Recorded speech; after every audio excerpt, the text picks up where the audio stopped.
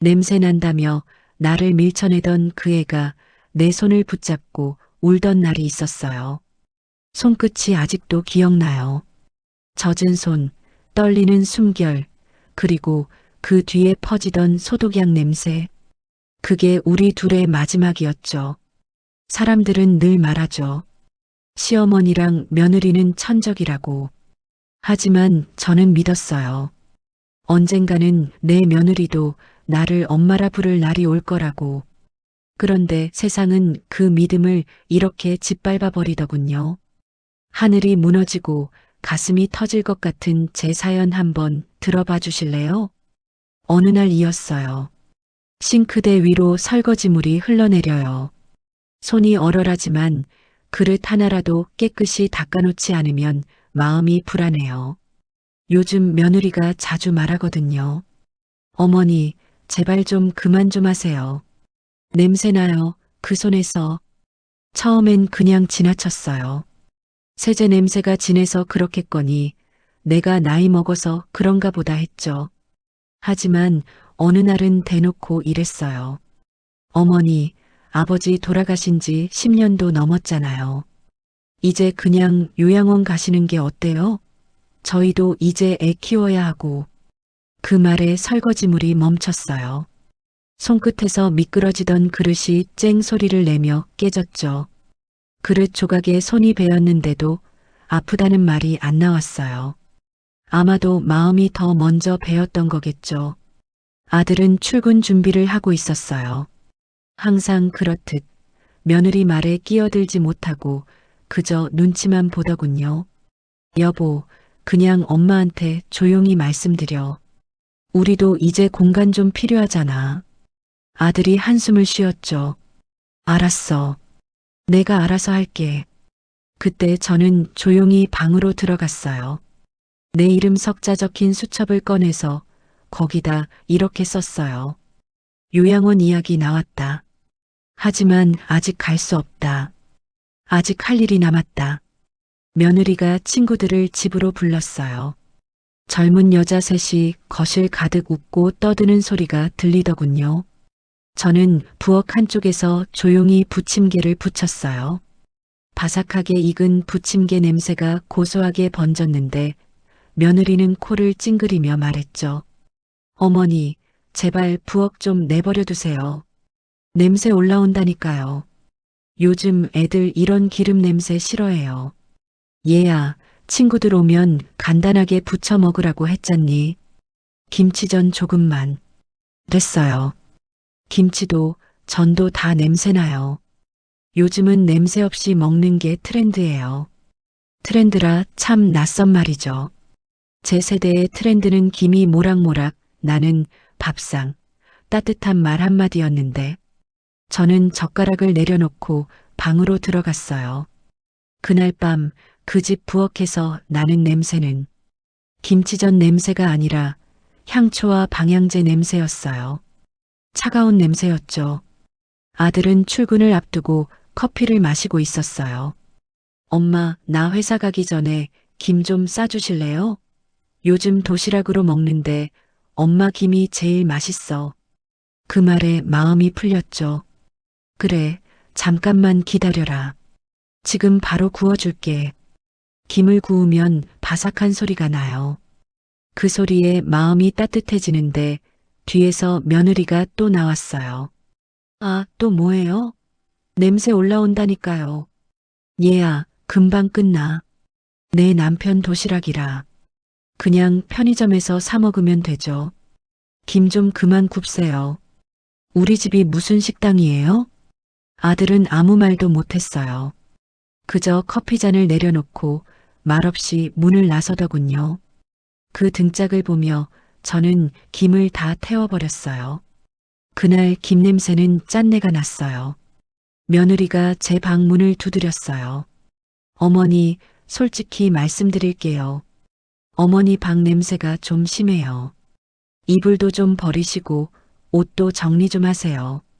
저희 손님 자주 오는데 민망해요. 민망은 내가 더하지. 내 방이 뭐 남의 집인가. 아니, 그런 뜻이 아니라 어머니도 아시잖아요. 요즘 냄새 예민하다고. 그 냄새라는 게 사람 냄새인데, 살아있는 냄새인데. 그 말에 며느리가 피식 웃더군요. 그래서 더 문제죠. 그날 밤 저는 이불 속에서 오래 울었어요. 울다가 문득 이런 생각이 들었죠. 냄새 없는 사람으로 살아야 하나. 그래서 다음 날 저는 제 옷에서 냄새를 지우기 위해 빨래를 3번이나 돌렸어요. 그렇게 며칠이 지나자 손끝이 갈라지고 손톱 밑이 하얗게 일었죠. 그 손을 보고 며느리가 또 말하더군요. 어머니, 손 좀 그만 쓰세요. 보기 싫어요. 그날 저는 처음으로 제 손이 부끄러워졌어요. 한평생 가족 위에 밥 짓고 빨래하던 손이었는데 이제는 냄새나고 보기 싫은 손이 되어버렸죠. 그리고 며칠 후 며느리가 말하더군요. 어머니, 요양원 이야기 다시 해볼까요? 지난번에 봤던 곳, 방도 따뜻하고 직원들도 좋대요. 그 말에 아들은 커피잔을 들고 눈치만 봤어요. 그 손끝이 덜덜 떨리던 게 아직도 생각나요. 그 애도 알고 있었겠죠. 내가 그 말을 얼마나 싫어하는지. 얘야, 나 아직 밥 잘하고 걸어다녀. 왜 요양원이야? 어머니, 그게 우리도 생활이 있고 애 학교 다니면 방도 하나 필요하고요. 그래도 내가 평생 살던 집인데. 어머니, 너무 정 붙이지 마세요. 요즘 세상은 달라요. 그 말이 참 무섭더군요. 정 붙이지 말라니. 나는 평생 정으로 살았는데 이제는 정이 죄가 된 세상인가 싶었죠. 그날 밤 아들은 내 방에 조용히 들어와 앉았어요. 엄마, 나도 마음이 편하진 않아. 근데 효자 노릇하는 것도 요즘은 눈치야. 눈치보다 마음이 먼저지, 임마. 그게 요즘은 안 그래요. 요즘 세상은 감정보다 계산이에요. 그 말을 남기고 나가던 아들의 뒷모습이 그렇게 초라할 수가 없었어요. 그 애가 제게 효도할 기회조차 빼앗긴 것 같았죠. 나는 새벽에 살짝 집을 나왔어요. 우산 대신 검은 비닐봉지 하나 들고 그 안엔 수첩, 옛 통장, 그리고 손수건 한 장. 골목길에선 비가 퍼붓고 있었죠. 하수구에서 올라오는 냄새, 젖은 흙냄새, 그리고 오래된 나무 전봇대의 냄새까지. 그게 내 삶의 냄새였어요. 아무도 나를 찾지 않았어요. 그날 아침 며느리는 말했겠죠. 어머니 어디 가셨는지 몰라요. 아침에 없었어요. 아들은 회사 나가며 그냥 엄마 잠깐 산책 나가셨겠지. 했겠죠. 하지만 나는 그때 멀리, 아주 멀리 갔어요. 나는 시골로 가는 버스를 탔어요. 좌석 맨 뒷자리 창문가에 앉아서 손을 꼭 쥐었죠. 그 손에 박힌 주름마다 아들의 어린 시절이 보였어요. 10살 때 김밥 싸서 소풍 보낼 때 감기 걸렸다고 밤새 닦아줬더니만 그런 기억들이 손끝에 붙어 있더군요. 그때 옆자리에 앉은 아주머니가 말을 걸었어요. 어머니, 여행 가세요? 네, 뭐 잠시 쉬러 가요. 혼자 가시는 거예요? 이젠 혼자 사는 게 익숙해졌어요. 그 말이 왜 그렇게 슬프게 들렸는지 창밖으로 빗방울이 또르르 흘러내렸죠. 그게 마치 내 눈물 같았어요. 나는 오래된 친정집 근처에서 살기 시작했어요. 그곳엔 아무도 없었죠. 텅 빈 마당, 먼지 쌓인 마루, 그리고 꺼져버린 연탄 냄새. 처음 며칠은 편했어요. 누구의 눈치도 볼 필요 없으니까. 하지만 이상하게 그 후부터 며느리가 보낸 택배가 하나, 둘 도착하더군요. 옷, 음식, 생활용품 그 아래엔 메모 한 장이 있었어요. 어머니, 죄송해요. 저도 요즘 많이 힘들어요. 몸이 좀 안 좋아요. 나는 그걸 보고 며느리가 병이라도 걸렸나 싶었어요. 하지만 전화를 해도 받지 않았죠. 그래서 결국 아들에게 전화를 걸었어요. 얘야, 내 마누라 괜찮으냐? 엄마, 그냥 좀 쉬게 놔둬요. 요즘 약 먹고 있어요. 무슨 약인데? 그건 나도 잘 몰라요. 그 대답이 뭔가 이상했어요. 그렇게 시간이 흘러 한 달쯤 지났을까요? 그날 나는 갑자기 서울에서 전화 한 통을 받았어요. 병원 번호였어요. 보호자분이세요? 예, 그런데요. 며느님이 응급실에 계세요. 빨리 오셔야 할 것 같습니다. 그 말을 듣는 순간 손에서 수화기가 미끄러졌어요. 그리고 정신없이 달려갔죠. 비 내리는 고속버스 안에서 온몸이 떨렸어요. 한참 만에 도착한 병원 6층 응급실 문 앞에서 아들이 울고 있었어요. 얘야, 무슨 일이야? 며느리가 왜 이래? 엄마 미안해. 내가 그동안 아무 말도 못했어. 그제야 아들이 말했어요. 며느리는 몇 달 전부터 이상한 병에 걸렸대요. 냄새에 극도로 예민해지고 향이나 음식 냄새만 맡아도 구토를 했대요. 그래서 내 냄새를 견디지 못했던 거였어요. 그게 병 때문이었다는 걸 이제야 알았어요. 그럼 왜 말을 안 했어, 임마. 엄마가 상처받을까봐 며느리도 말 못했어요. 나는 멍하니 그 말을 들었어요. 머릿속이 하얗게 비었죠. 그동안 내가 느꼈던 모욕, 서러움, 분노가 한순간에 무너졌어요. 그게 다 병 때문이었다니. 그럼 나는 도대체 뭘 미워한 거죠? 그날 병실 문틈으로 본 며느리는 하얀 산소 마스크를 쓰고 눈을 감고 있었어요. 입술이 파래져 있었고 숨소리가 약했어요. 나는 조용히 다가가서 며느리 손을 잡았어요. 차가운 손, 말라버린 손. 그 손에서 나는 냄새가 있었어요. 약 냄새, 그리고 슬픔의 냄새. 며느리가 눈을 떴어요. 아들은 고개를 떨군 채 잠든 채로 며느리 손을 잡고 있었고 나는 조용히 머리맡에 앉아 있었죠. 어머니, 그녀가 내 이름을 그렇게 부른 게 몇 년 만인지 몰라요. 어머니, 죄송해요. 그래, 괜찮다. 이제 괜찮으니까 말해라. 그녀는 눈동자를 천천히 돌리더니 창밖을 바라보며 낮게 속삭였어요. 저 그동안 너무 힘들었어요. 냄새 때문만은 아니었어요. 그냥 제 자신이 싫었어요. 좋은 며느리인 척, 착한 아내인 척 거짓말하는 게 싫었어요. 그녀의 목소리가 자꾸 흔들렸어요. 나는 숨을 고르며 물었죠. 무슨 말이야? 저정우 씨 몰래 다른 사람이 있었어요. 순간 공기가 멈춘 것 같았어요. 나는 귀를 의심했어요. 다른 사람? 그 말이 내 머릿속을 맴돌았죠. 그게 무슨 소리야? 내가 정우 놔두고? 그 사람은 제가 회사 다닐 때 알던 사람이에요. 남편이랑은 달랐어요. 저를 진짜 이해해주는 사람 같았어요. 나는 온몸이 떨렸어요. 손끝이 차가워지고 눈앞이 흐려졌어요. 이게 내가 지켜온 가정의 진실이라니. 며느리가 울면서 덧붙였어요. 근데 그 사람은 저를 버렸어요. 제가 임신했다고 하니까 도망갔어요. 그래서 정우 씨 아이인 척 했어요. 그게 우리 아들. 그 말을 듣는 순간 내 머릿속에서 뭔가 쾅 하고 터졌어요. 병실 불빛이 번쩍이며 내 시야가 돌아가더군요. 그때 며느리가 내 손을 붙잡았어요. 어머니 죄송해요. 정말 미안해요. 근데 정우 씨는 몰라요. 그 아이는 정우 씨 아이로 남게 해주세요. 나는 아무 말도 할 수 없었어요. 숨이 막혀서 눈물이 났어요. 하지만 이상하게 그 눈물은 분노보다 슬픔이었어요.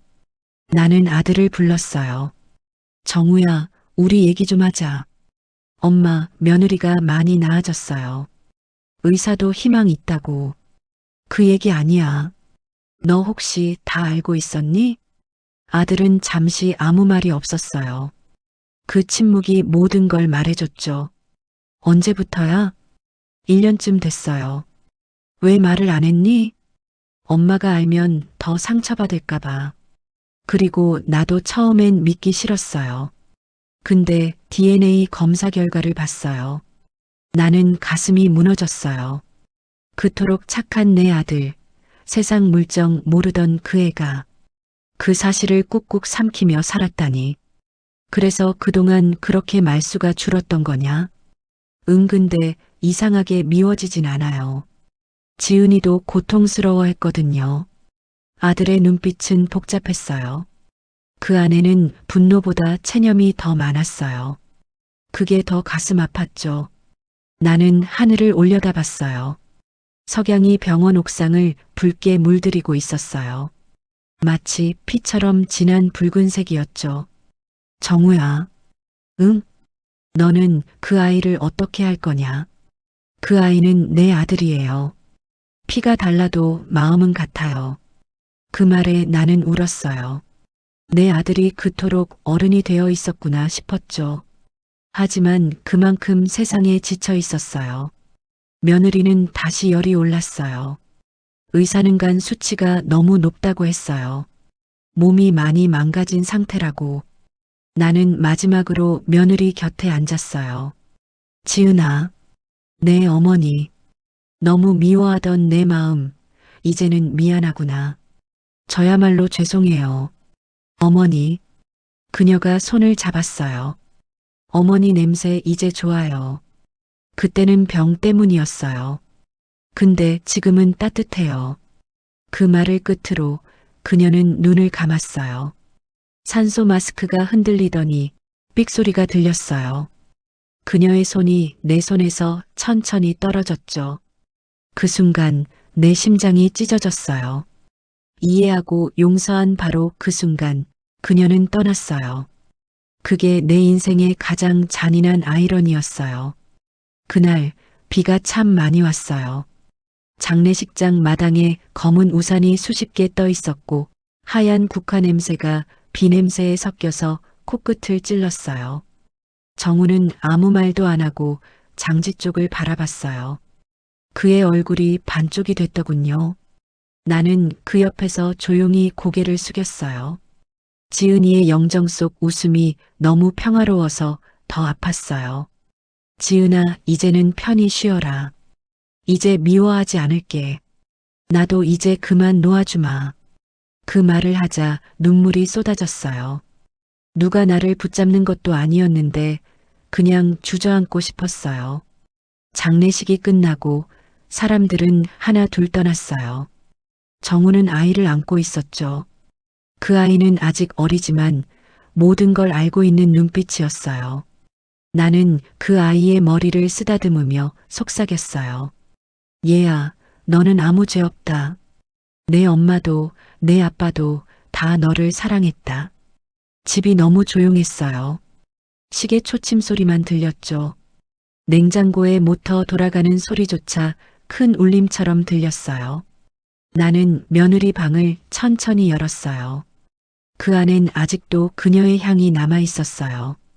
향수 냄새가 아니라 섬유유연제 냄새, 그리고 그 특유의 따뜻한 냄새. 책상 서랍을 열었어요. 그 안에 편지 한 장이 있었죠. 어머니, 제가 이 세상에 남겨둘 수 있는 건 이 아이와 제 후회뿐이에요. 어머니가 제 아이를 지켜주세요. 그 아이는 어머니의 손길이 필요해요. 저는 끝까지 어머니 냄새가 그립더라고요. 그 냄새가 집의 냄새였어요. 나는 그 편지를 품에 안고 울었어요. 소리내지 못하고 그냥 가슴으로 울었어요. 손끝이 떨리고 눈물이 목까지 차올랐어요. 나는 새벽에 일어나 집을 나왔어요. 해가 막 떠오르는 강둑엔 안개가 자욱했어요. 새소리가 멀리서 들리고 물결이 잔잔하게 일렁였어요. 나는 주머니에서 그 편지를 꺼냈어요. 지은아, 너도 참 어리석었구나. 근데 나도 마찬가지였다. 사람을 미워하기보다 먼저 이해했어야 하는데. 바람이 세게 불었어요. 편지가 내 손에서 날아가 물 위를 미끄러지듯 떠갔어요. 순간 햇살이 편지 위를 비추더군요. 그게 마치 며느리의 마지막 인사 같았어요. 나는 그 자리에서 한참을 서 있었어요. 다리에 힘이 풀려 주저앉았어요. 눈물이 멈추질 않았어요. 지은아, 이제야 알겠다. 그 냄새가 미움이 아니라 사랑이었단 걸. 나는 다시 시골집으로 내려와 살고 있어요. 정우는 가끔 아이를 데리고 내려오죠. 그 아이는 이제 내 손을 꼭 잡고 할머니 냄새 좋다고 말해요. 그 말이 그렇게 따뜻할 수가 없어요. 밤이면 며느리의 사진을 꺼내놓고 이야기해요. 지은아, 내 아들 참 잘 자란다. 이제야 좀 웃는다. 그 애가. 창밖엔 봄비가 부슬부슬 내려요. 그 냄새, 흙냄새, 풀냄새, 그리고 젖은 공기 속에 섞인 기억의 냄새. 이제야 그 모든 게 위로가 돼요. 나는 오늘도 그 향 속에서 며느리를 기억하며 살아요. 미움이 아니라 그리움으로. 이 이야기가 공감되셨다면 구독과 좋아요 부탁드립니다.